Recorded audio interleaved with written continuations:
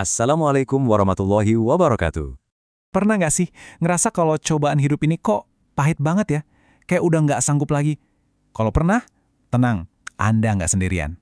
Yuk, kita coba lihat bareng-bareng gimana caranya rasa sakit yang kita alami sekarang ini justru bisa jadi jalan menuju sesuatu yang manis dan abadi nantinya.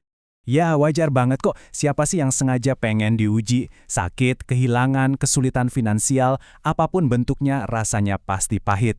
Dan itu manusiawi banget. Tapi, gimana kalau kita coba lihat dari sisi yang lain? Gimana kalau rasa pahit ini sebetulnya bukan penderitaan biasa, tapi justru sebuah sinyal, sebuah pertanda cinta dari Allah. Sebuah tanda kalau dia lagi menyiapkan sesuatu yang jauh lebih besar untuk kita. Nah, untungnya kita nggak dibiarin nebak-nebak sendirian. Rasulullah Shallallahu Alaihi Wasallam udah ngasih kita kuncinya, semacam kacamata khusus gitu, buat melihat setiap ujian dengan cara yang benar-benar berbeda. Dan ini dia kuncinya. Tolong dengarkan baik-baik ya. Sabda beliau Shallallahu Alaihi Wasallam. Sesungguhnya, pahala besar karena balasan untuk ujian yang berat. Sungguh, jika Allah mencintai suatu kaum, maka dia akan menimpakan ujian untuk mereka. Barang siapa yang ridho, maka ia yang akan meraih ridho Allah. Barang siapa yang tidak suka, maka Allah pun akan murka. Hadis riwayat Ibnu Majah ini, wow, dalam banget maknanya.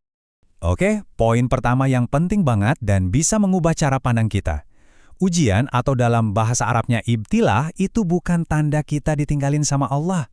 Justru sebaliknya, hadis tadi jelas bilang, ujian itu adalah bukti cintanya.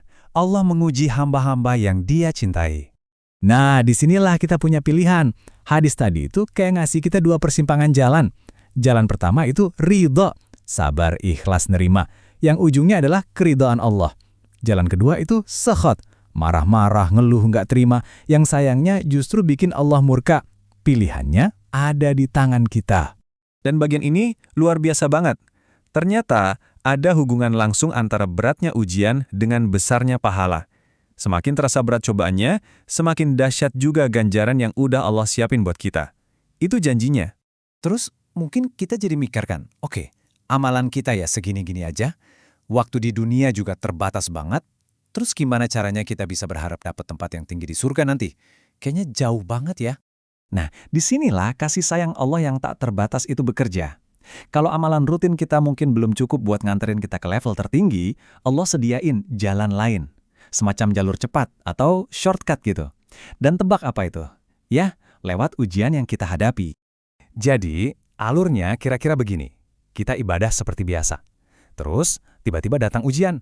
Entah itu sakit, kehilangan, atau masalah lain.